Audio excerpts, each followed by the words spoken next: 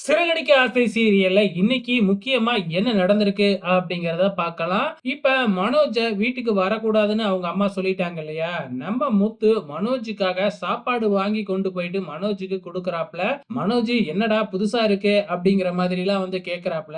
அது மட்டும் இல்ல முத்து வாங்கி குடுத்த சாப்பாட்டையும் நல்லா அபுக்கு வபுக்குன்னு கொஞ்சம் கூட மிச்சம் வைக்காம தின்னுபுட்டு கடைசியா முத்துக்கிட்ட என்னடா ஐஸ் வச்சு இந்த கடையில பங்கு கேட்கலான்னு பார்க்குறியா? அப்படின்னு முத்துவ தப்பா பேச ஆரம்பிக்கிறாப்ல நம்ம மனோஜ். அதே நேரத்துல இந்த பக்கம் மீனாவும் ரோகிணிக்கு போய் சாப்பாடு குடுக்குறாங்க வீட்ல.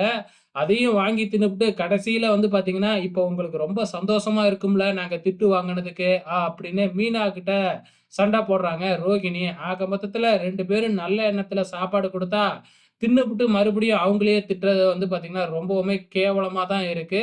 ஸோ முத்து பயங்கரமா கோவத்துல வந்து, "இதெல்லாம் என்னோட தப்பு தான். என்னைய நானே செருப்பால அடிச்சுக்கணும். இந்த செருப்பு எடுத்து அடி மீனா" அப்படிங்கிற மாதிரி மீனா கிட்ட செருப்ப குடுக்க, மீனாவும் அதே சொல்ல, இந்த மாதிரியான ஒரு டிஸ்கஷன் தான் போய்க்கிட்டு இருக்கு. அதுக்கப்புறம் நம்ம மீனா அவங்க அம்மா, தம்பி, தங்கச்சிய பார்க்க போறாங்க. அப்ப நடந்த விஷயத்த எல்லாமே சொல்றாங்க. உடனே சீதா இருந்துகிட்டு, "இருங்க இப்பவே அந்த ரோகிணி கிட்ட ஃபோன் பண்ணி நாக்க புடுங்குற மாதிரி கேள்வி கேட்கிறேன்" அப்படின்னு சொல்றாங்க. "இல்ல, இல்ல வேணவே வேணாம். இப்பதான் ஸ்ருதியோட அம்மா ஃபோன் பண்ணதுக்கே ஸ்ருதிக்கும், ரோகிணிக்கும் சண்டையாயிடுச்சு. நீ வேற ஃபோன் பண்ணி எதுவும் பேச வேணாம்" அப்படின்னு தடுத்துடுறாங்க. அப்ப வந்து பார்த்தீங்கன்னா, அவ ரொம்பவுமே ஃப்ராடு. அவ ஏற்கனவே சிட்டி கூட வந்து சிட்டி கிட்ட வந்து பணம்லாம் கடனா வாங்கியிருக்கா அப்படின்னு சத்யாவும், ரோகிணி சிட்டியோட தொடர்பு இருக்கு அப்படிங்கிறதையும் போட்டு குடுத்துடுறாப்ல.